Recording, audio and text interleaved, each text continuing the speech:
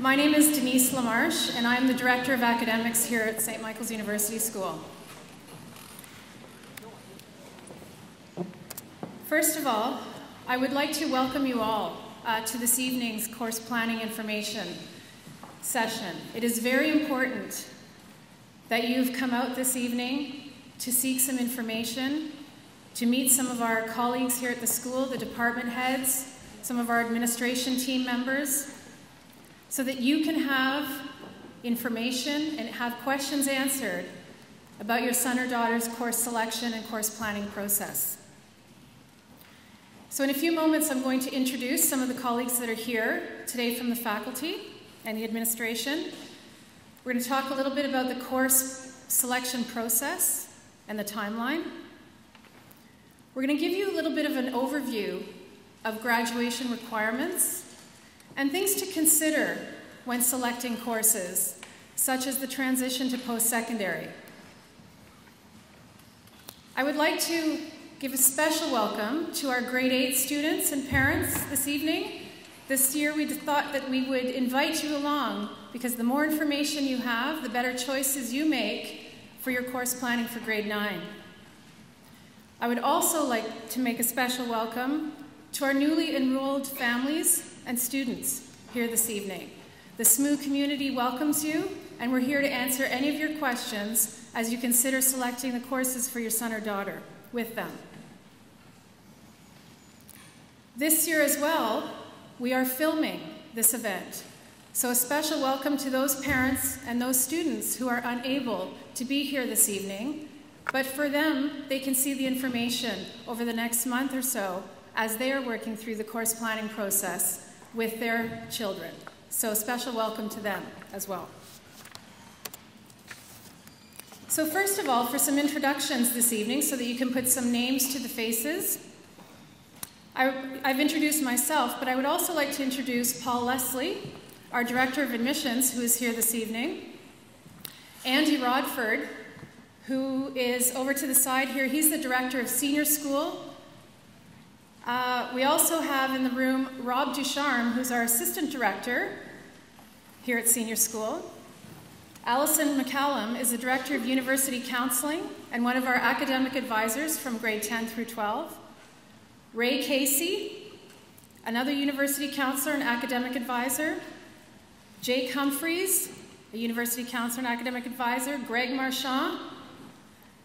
And beside Paul is Susan McDonald, who is overseeing our experiential program. So she's going to speak a little bit to you this evening about that option. Around the room, we have our heads of department who are here tonight with you to answer any of your questions regarding some of the courses that you might have in their departments.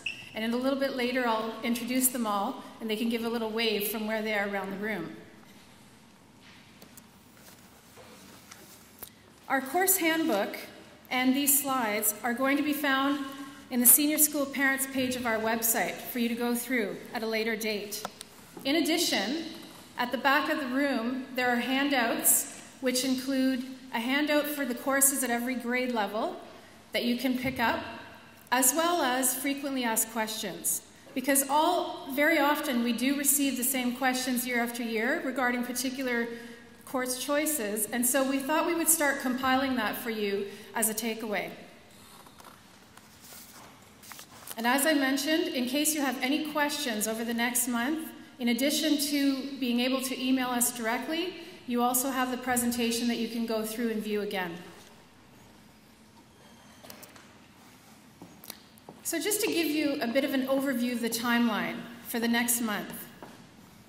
In the students' HCE classes, Health and Career Education, as well as their planning classes if they're in grade 10, students will go through the course planning process with their academic advisor. This year we've moved to an academic advising model where each of Allison, Ray, Jake, and Greg have a group of students from grade 10 through 12. And so they each have students that they work with at each grade level to help plan their courses. So they will be working with students in those sessions. And in grade 8, the students will be working with their HCE teacher on their course planning. And also I noticed that Xavier Abriou, the director of middle school, is here this evening, as well as Daryl Haydock, the assistant director. So welcome to them as well. So they can help the grade 8 students. In our SDS system, it will be open to students for online course selection as of February 25th. And parents, you can view the course selection as the students work through it when you log in through the parent portal, which is an interesting way to see how they're planning and ask them questions as they go along. But I need to make a special note about that. In order to gain access as of February 25th, families must have done one of two things. They either have to have completed the online student registration form or paid their registration deposit for next year. So if you get to February 25th and you don't have access, ask yourself where you are in that process, because that could be a factor. Students have until March 12th to work through their course planning. And we believe that this is a great amount of time from now until that point to ask the questions they need to ask with their current teacher, with the department head, with any member of their advising team. And then they can go in online and actually submit those course selections by March 12th. Over spring break and then beyond, that's when we start working through the course selections and building our timetable for next year. So having this process finished before spring breaks, before we break for spring break, we then can look at those selections and work with students after spring break if they need any changes, but they will go through their academic advisor for that following March 12th. In June, we expect that students will have their timetables for September. So at this time, I'm going to call up Susan McDonald, and she's just going to say a few words about our experiential program that is offered to our grade 10 students. Susan.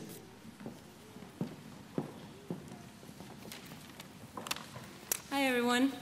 I'm the coordinator of the Experiential Learning Program here at SMU, and the Experiential Learning Program is one that balances the traditional academic approach at St. Michael's with more hands-on learning experiences.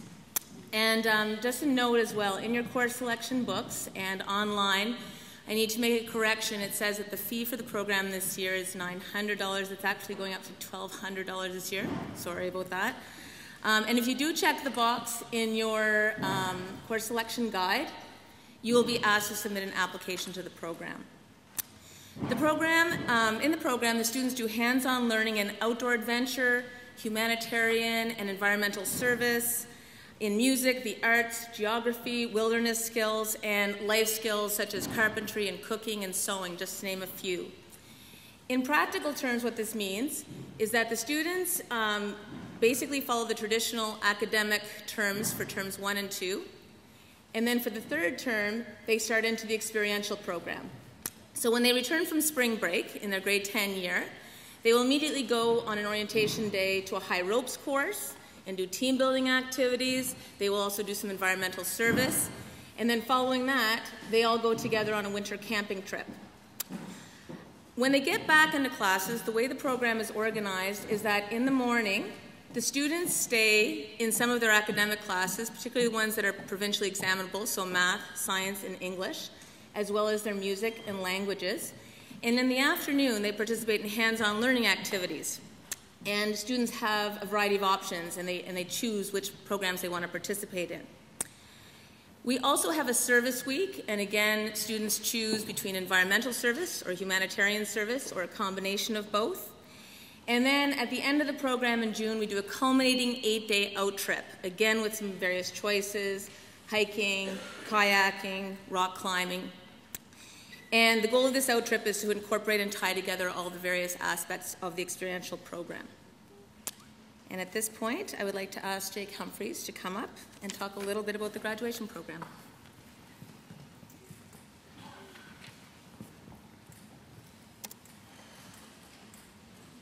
Good evening, ladies and gentlemen and students. Good to see you all here.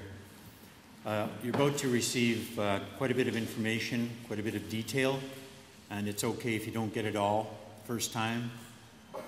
Advisors are there at the end of the telephone or in person or at the end of the email account to answer your questions. The Minister of Education graduation program in British Columbia starts in grade 10, which means the credit system starts in grade 10. And if you count the credits up, well, usually their courses are worth 4 credits. They have to have a minimum of 80 credits to graduate. At least 16 of those credits, which usually means 4 courses, must be at the grade 12 level. Typically at this school, students have more than 80 credits and more than 4 grade 12 courses. But there's the list of what they're required to have. English 10, 11, and 12. The English 10 and the English 12 have provincial examinations, as do the Social Studies 11, the Math 10, and the Science 10. We have a couple of ways of earning English 11 in our school. One is the regular English 11 classroom, and another is English Literature 12, which is basically a 2-for-1. You take the 12 level course and you get credit for the grade 11 course. The Social Studies 10 is a ministry constant requirement, as is the Social Studies 11. That's another one with an exam. Math 10 is another constant requirement, and we teach both the pre-calculus version of Math 10 and the Foundations of Math course as well. Students, in grade 10 it's combined, and when you get to the higher levels they do separate into separate courses, but you see it notated there, pre-calculus and Foundations, so they get clumped together in the grade 10, and in grade 11 and 12 those curricula are separated. The Science 10 is a multifaceted course, and that's a ministry constant requirement as well. In the science area at 11 and 12, they may take a Science 11 or a Science 12. Most of our students take a Science 11, and many take a Science 12 as well. And it is possible for them to take multiple sciences. They can fit it into their schedule. Physical Education 10 is a ministry constant requirement, has to be completed. And so does a Fine Arts and or Applied Skills 10, 11, or 12. It's quite a mouthful, but it's the Ministry of Education's way of making sure that students do some coursework in one or both of those areas. If they're in our school, they do a lot of work, and it covers the requirement quite easily, what we require of them. Planning 10 is the cornerstone planning course, which then we carry on here at this school into graduation transition planning 11 and 12. But the planning 10 is an absolute core requirement that the Ministry of Education must be completed. And we have a very rigorous portion of our planning 10 that involves the post-secondary planning and course selection. The graduation transitions we'll talk about in a minute. That's a Ministry of Education 4-credit quote-unquote course which they require for everybody who wants to graduate in a British Columbia school. I'll tell you a bit about it in a second here. We have, in addition to the Ministry of Education requirements, localized school requirements. So our program at high school is more rigorous and more challenging than it would be in many other schools. We require, to begin with, an Information Technology 10 or Applied Digital Communications 11 course. So there are the 2 options there. One is a grade 10 credit, the other is a grade 11 credit. But our students, if they are here from grade 10 onwards, must complete one or the other. Students who come in from other schools to 11 or to 12 aren't required to complete that particular course. A second SMUS requirement is the Physical Education 11, and you can see there are a number of options there. In a couple of cases, the Fitness and Conditioning 11 and the Blended PE 11, those must be vetted through the department heads in PE, and students will have to go directly to them and advocate for the possibility of taking one of those 2 courses. The Lifestyle and Fitness, Standard PE, and Human Performance PE are well described in the course selection book, which is online, so you can see exactly what those are about. Our third SMUS requirement is a Fine Arts 11 or 12 in the visual arts area, drama or music. That's a school requirement which obviously, if you think back to the previous page, meets the ministry's requirement for applied skills and or fine arts. And lastly, we operate our graduation transition planning 11 and 12 courses at the Ministry of Education. Those were delisted a couple of years ago, but we kept them and gave them our own format and our own title. And so we do GTP 11 and 12. We do it in reverse order as far as the teaching is concerned. In the first part of the year, we teach it to grade 12. Second part of the year, we teach it to grade 11. But if you follow yourself through as a grade 11, you would have it in the second term of grade 11 and the first term of grade 12. It's all timed in order to help them prepare their post-secondary applications. So the graduation transition plan, which is the ministry's required 4-credit course, and I go like this in terms of course because it's not really like a regular course. A lot of the work is completed by the students out of the classroom. Excuse me. Indeed, some of it has to be logged by them in their own logs in order to demonstrate that they've done the things that are required. Like, for example, the physical activity of 150 minutes per week. This is a Ministry of Education requirement. Now, obviously, if you're taking one of our PE classes, you're covering that off quite nicely. But if you're not, and it's possible to not in one or the other of those 2 years, then we require a physical activity log, which shows that activity. It's a ministry requirement that students have 30 hours of work experience or community service in order to graduate. Many of our students, of course, as you can well imagine, have these components up in the hundreds of hours. So, but 30 hours is the minimum, and students must demonstrate that.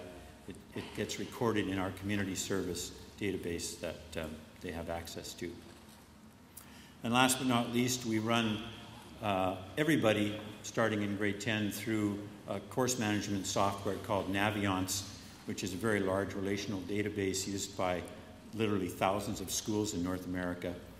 And in the Naviance program, there are opportunities for students to record their activities, to write essays and upload them, to answer a survey of questions, several different surveys. When we put all this information together, it creates the graduation transition plan, which is required by the ministry. At the end of the grade 12 year, the advisors look at all of this information in its various recorded spaces, and we authorize the student to graduate by giving them a simple indicator of requirements met. That's the mark they get for GTP. So thank you very much, ladies and gentlemen. I'm sure you will have questions which we'll be able to answer later. Who's next? Great. Thank you. As you can tell, Mr. Humphreys and I got the memo for the right clothes to wear. It's the university counseling uniform, at least for the men. Mr. Humphreys outlined a number of ways that you can receive credits directly from the school, the programs and the courses that we have to offer. I'm going to give you a little bit more information about how you can get credits elsewhere. And there are a variety of ways that students can do that. Most of the ways that students gain credits outside of the classroom and not within our school have to be run through one of us. So we are really the touchstones for you and your children as far as trying to figure out what credits students can access and what credits students really need. So our offices are over in the University Counseling Center, and we're there all the time. If you have any questions, please give us a call or come by. This is a lot of information that you're receiving today, and if some of it just doesn't ring true to you, we're always at your beck and call just about any time of the day and night. Well, maybe not. Course equivalencies. Every time a student comes to our school from outside of BC, we have to figure out how that course relates to the BC curriculum. A lot of work goes behind the scenes to try to determine that, and eventually gets onto the student's transcript, which we then send literally around the world. But a lot of that work comes through our office, and we have to figure that out. Sometimes it requires contacting you as parents to get those old transcripts, and often it involves doing a lot of research to try to figure out what exactly an equivalency is. But that's handled in our office. Students are allowed to do course challenges for any course that they take in British Columbia. That's a ministry mandate. Each of the departments has a process for challenging courses that students can go through. It's usually a very rigorous process. It's all handled through the department heads of each of the departments. So if you have a course challenge that you think is possible for you or for your son or daughter, that information has to go through the department head, and there you'll find out what the process involves. Sometimes they can even do independent directed studies. Again, those are handled within the departments. Again, see the heads of department if you're interested in finding out more information about that. We have a lot of information in our office about extended study credits that students can obtain. Often these occur in summer programs. Sometimes students travel around the world to get English 12 requirements. Sometimes they can even do that across the pond in the mainland. But our office has a lot of information about that if you're interested in finding out more, if students are interested in finding out more. But that is possible, and again, the ministry sets out the process by which your sons and daughters can obtain those credits. Sometimes we have to check into external credentials for students. This is most often the case with fine arts. Somebody who's doing, for instance, studying piano through the Royal Conservatory. The Ministry of Education sets out the process by which we can actually give credits for those students. For instance, someone who's doing piano at the grade 6 level with preliminary rudiments can get 4 credits in grade 10 for that. If you are interested in finding out more about that, again, that goes through our office. All we need is the information that the certificates that students have obtained from that. So you can get up to 4 credits at each grade level for that. There are also external credits given sometimes for athletics. Again, there's a process by which students have to usually be competing at the provincial or national level for that to happen. But we will handle that for you. Some distance electronically delivered courses. Our students are always quite interested in doing that. And SIDES courses, South Island Distance Education courses, are ones that our students look at quite frequently. We don't encourage students to take SIDES courses, but sometimes that becomes a way for students to get external credits. They have a very good website where you can find that information. We have a lot of information about that, so again, you can see us if that interests you. Once in a while, students actually do some post-secondary courses and can get credit for that. This is usually on a very limited basis, but it is possible. Every year, students actually do that in conjunction with usually the University of Victoria.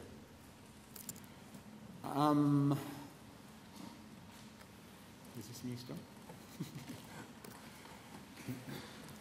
The whole process of course planning for us is one that we take very seriously. And we really encourage you and your sons and daughters to look to us to answer any questions that you might have about what is important for students. Right now, I am parachuting into some Planning 10 classes to do 12 really quick course classes with these students about university counseling. And today in 2 different classes, I went through the process of course selection for 2 different groups. The information that I gave them was varied and very thorough, and the questions that they had to ask were phenomenal. It's something that I'm really thrilled that students are keen to learn more, and we are really keen to help them in that process. One of the things that we really try to focus on is that what students do here and what they continue to do when they go to the post-secondary level is follow their passions. It's part of our school mission to do that. And part of the course selection process is trying to figure out what those passions are. In our planning classes, in our post-secondary graduation transition planning classes, we help students to do that. We help them to find their passions. We help them to try to work so that they are not just one-dimensional, but multi-dimensional. That's why we have mandatory requirements for physical education at the grade 11 level. That's why we have mandatory requirements for fine arts at the grade 11 level. We really, truly believe that pursuing all aspects of the character are what will make a fully and well-rounded individual who will go out into the world much better prepared to face the rigors of the world. So it's interesting. We really do believe it begins at the course planning level, and it's our job to make sure that the students find what it is that they really want to do, and we encourage them as much as we can to pursue that in as thorough and as intelligent and as carefully researched way as possible. So seeing all of you here today is really a thrill for all of us, because this is part of the process, the education and the learning that goes on in events like this and in the classrooms when we talk to our students. So thank you for being here, and I'll pass it on now to Allison, I believe.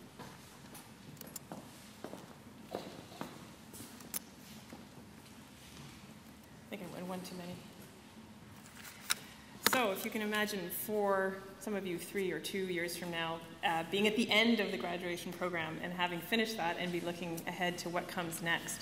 And I get questions from students and from families with students in grade 7, 8. I think we've all had questions from young families wanting to know what happens and what does this look like.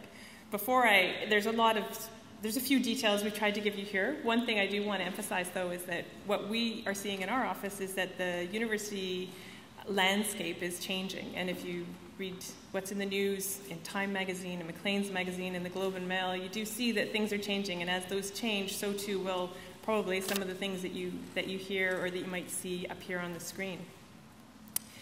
There are some general guidelines that we have been tried and true over the last few years, which we wanted to list here. Students are making choices as they go through their high school program as to which pathway they're going to take through math, or which pathway they might take through a second language course, whether they'll discontinue a second language course at some point or pick up a new one.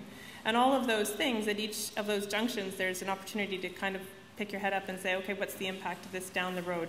Is there one? Our role, as Greg had said just a moment ago, is really to try and help guide and support students and families as they go through that, so that we can help answer those questions. It is really important that the students take ownership of this process, that they, with our guidance, especially in grade 10 and 11, that they start thinking about what are those implications of those changes or courses that they might pick up or drop along the way, and that they, at the end of the day, are able to find the answers they need very often at the university websites or at the college websites, depending on what they're looking at, just to be able to know what is it that's going to happen. In general, what we see in Canada anyway is that universities are really looking for students to do really well in their grade 12 coursework. They are also saying now, well, we're going to be looking a little bit more at grade 11, and we know that the American universities look at grade 9, grade 10, grade 11, and grade 12, and they want to see the progression in there. They're looking to see what kinds of courses people are taking. Universities are looking to see what breadth of course students are taking. So are they taking courses from different areas? Are they taking fine arts and science and math? How many years do they do that? And they're also looking to see what depth they're taking. Are they taking the opportunities to maybe have an AP course, or are they taking a different path through the sciences, say, or through the math programs? The second language, I'll talk for a second about that, because I know that some students coming into grade 9, they have an opportunity to choose whether to take 1 or 2 second languages in their grade 9 year. And one of the things that we recommend is that all students carry on with their second language through to the end of grade 11. We do know that some universities require it for admission. UVic, UBC, and SFU, for example, of course, the universities that are in our backyard require the French for admission to the university. The American universities very often will require 3, or sometimes recommend or require that a student have 4 years of a second language. So the idea is that we want students to carry on with their second language. We strongly suggest that they do. Sometimes there's reasons why people will change their mind, and we try and help them along the way with making those decisions, but we'd like to be part of that conversation. The other choice that people have is usually around the math at the end of grade 10. There's 2 pathways, there's actually 3 pathways, 2 of which we offer here at school, the pre-calculus math and the foundations of math. And those courses, those pathways lead to different streams at the post-secondary level, and that's the decision, that's the way that we encourage students to think about what's going to come next. So if they know that they're heading into a science and engineering and maybe even a business, though business is one where We are starting to see a few schools that are saying it's okay to have the foundations pathway through math, the non-calculus option. But if we know that you're going towards science or engineering, then pre-calculus is a good, solid choice. That's what you're going to need, because you're going to have to do calculus-based math in your university program. That Foundations of Math course, though, which is accessible at grade 11 and at grade 12, is a great option for students who want to carry on with their math, want a grade 12 math, but don't want the calculus part of the math. And it's perfectly acceptable for courses that are in the humanities, social sciences, fine arts, and nursing. Actually, though it's science, is the nursing faculties prefer the Foundations of Math pathway typically. They'll accept the pre-calculus, but they make you do an extra course once you get there. Engineering programs are the ones that do have very specific requirements in terms of physics, calculus, and chemistry and math at the grade through all your years, grades 10, 11, and 12. So those are the ones that are specifically mandated. We are here, as Greg said, and everyone has reiterated, to help students along the way and to provide as much information as we can. And the four of us, will also be, I believe, over here at the University Counseling table at the end if you have some general questions about course preparation and planning. I'm going to pass it over to Ray, who's going to talk about some resources. Right. By now you should have some idea that there's a huge number of resources out there for you to access. A huge number of people, folks sitting here, are here to help you. All of the teachers who are in the back, some of whom are in the back tonight, the heads of department, and then the teachers themselves, are certainly here to give you as much advice as we possibly can. So the best thing for you to be doing now is to think about asking those questions. For course and graduation planning, the university counselors and the academic advisors are certainly here to help you. University counselors and academic advisors are essentially the same people, the four of us. We will start off as university counselors, and probably you need to think about this whole process working backwards from universities towards grade 10. So as university counselors, we're certainly able to give you some information about the requirements of universities, and then as the academic advisors to help with timetabling and with course selection. For post-secondary requirements, certainly you can come to the University Counseling Center. We have an enormous library there with all of the view books from the universities, so you're more than welcome to come. The college and university websites are the most up-to-date places to find information on the requirements for admission to universities and post-secondary institutions. The graduation transition planning class, grade 11 and grade 12, has lots of online resources as well through the Moodle. For career exploration, we start with HCE 9 and Planning 10. The teachers there will be talking about careers through Naviance and some of the programs there. Academic advisors again and subject teachers will be available to talk about the courses that are being offered, the levels of the courses that should be taken, and so on. And then for post-secondary institution information, we have Naviance. All of you should have received some information way back in the fall with regard to Naviance and how you log into Naviance. The students are all introduced to Naviance in grade 10, and certainly we welcome the parents to go to Naviance as well to see some of the information that's listed there. Virtually all of the universities can be accessed through the Naviance. University and college websites, again, are a great fund of information if you can navigate all the way through those.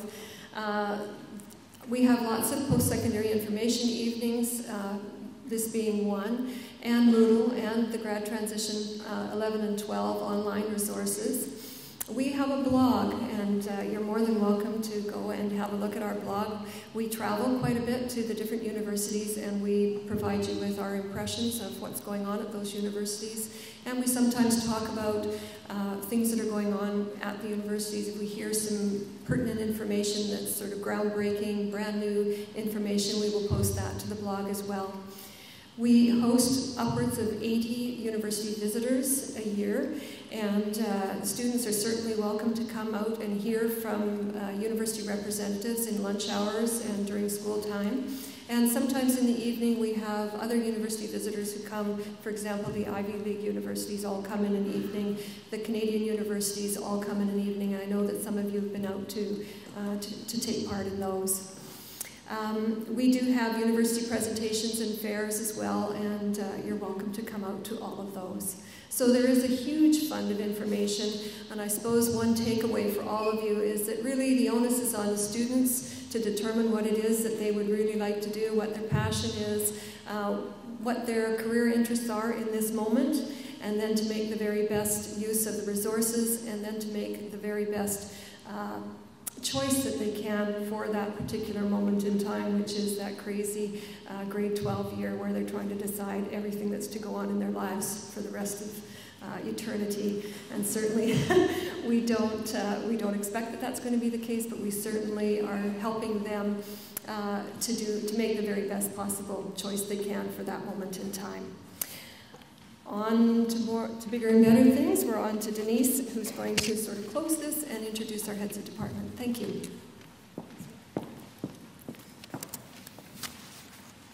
So at this point in the evening, you've heard quite a bit of information here tonight, and you have a lot of support here this evening and moving forward through this process. This presentation will be available online for viewing later, as well as our course handbook online. We are here to answer any of your questions as you go through this process. You have a very supportive community here, so rest assured we will guide you and your students through this. I wanted to introduce the heads of department as they are around the room, and they're going to just stand up and give a little wave so that you can see who they are. So if you have a question for that head of department, you know where to find them. I'm going to start with Terrence Young. Terrence Young is our department head of English, and he's at the back over there. Bernadette Abreu, our math department head, over to the right. Stephen Kerr, our science department head. This is where you get to move around a little bit. It's good for your brain. At the back. Morgan McLeod, our drama department head, who's also gearing up for our Secret Garden production coming up. Donna Williams, our music department head. Anna Forbes, art, visual arts. Gregor Cleanse, our modern languages department head, and that's all of the modern languages that we offer here at the school. Leanne Hart, English as a second language, is over here. Tony Goodman, our history department head at the back, and Kirsten DeVell, beside him, our geography department head. And as well, Richard Primrose, at the back of this corner. He's also, along with the physical education department head, he's our grade 9 advisor. So he oversees our grade 9 students and their course planning and any questions that they have throughout their grade 9 year. Did I miss anyone, heads of department? I think I got everybody. So at this time, we have some refreshments, but please feel free to go around the room, ask any of us any questions, make sure you take your materials with you. And once again, we really appreciate you taking the time, both parents and students, to come and join us, as well for those who are viewing the presentation online for taking the time to view that. Thank you very much and have a great evening.